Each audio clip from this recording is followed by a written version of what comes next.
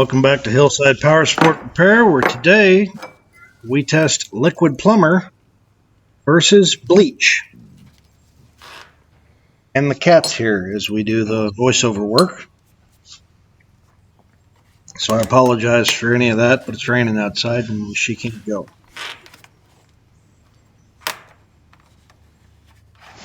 As you can see, we're using the same 1/4 inch angle test strips or coupons or whatever you want to call them as we have in the previous tests. Did weathered for a while on the back of a trailer I owned. It got ripped off while we were moving it across the yard and never welded back on because it was probably the only extra piece of metal on that light duty thing. Now, the liquid plumber here and the bleach were both recommended by other YouTubers, and I just thought it to be a good thing to, see what they had to say, because the original video that I posted for this was a short, and it was it CLR versus white cleaning vinegar, and it was recommended by YouTube videos that I had seen. Go ahead and just set these lids on. These are obviously not airtight lids, so there won't be any blowing the lid off or anything like that.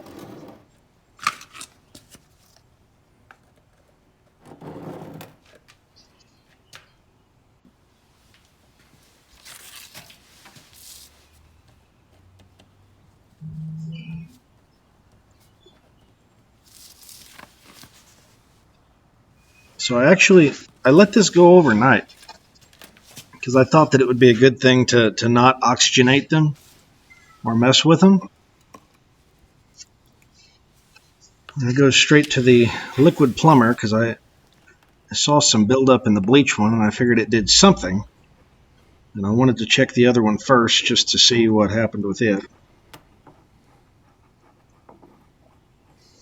Same thing as the other videos, we are scouring this with just a rubber gloved thumb, 20 or 30 times, and then we will go back and see what happened and kind of what we got off. But it needs to be something we can't wire wheel, we can't sandblast it, we can't sandpaper or SOS pad, because that would kind of defeat the purpose of seeing if this stuff actually does eat rust. I can't tell that this did a whole lot of anything, and it very well may not have. There is a little bit of what I'm going to assume is mostly dirt in the vat there, and I really think that water would have done about the same thing.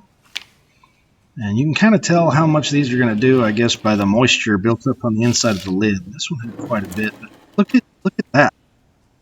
Look at all the crap built up on it, and I'm guessing that's rust. I've used rust in the past to add, used bleach in the past to add patina pieces.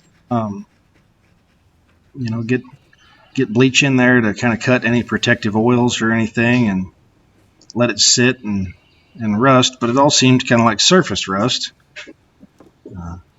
That kind of plays in with what I know that muriatic acid and other things of that nature will cause metal to rust if you're not careful. So the bleach apparently is doing something similar. It kind of gave me some high hopes. If it's doing that, it very well may pull rust off this piece.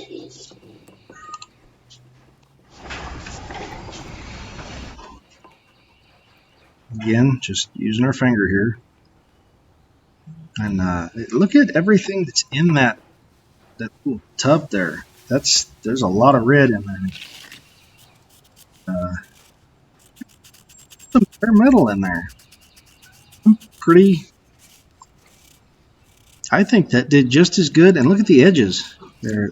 I think that did better than the white cleaning vinegar. I think bleach is now our #1 contender on this, and you can see where it's pulled even on the edges, where it's formed some rust, but it's also pulled some rust off. Pretty impressed in my own right with that. I didn't expect any of that to happen, so we're going to do some more testing with some other stuff. Want to encourage you to subscribe to our channel so you don't miss any of the upcoming rust tests. But we're going to keep going with this as soon as I find some more stuff to use and just see what happens. All right. Like I said, please subscribe, and I'll put out another one of these probably next week. Y'all have a great weekend.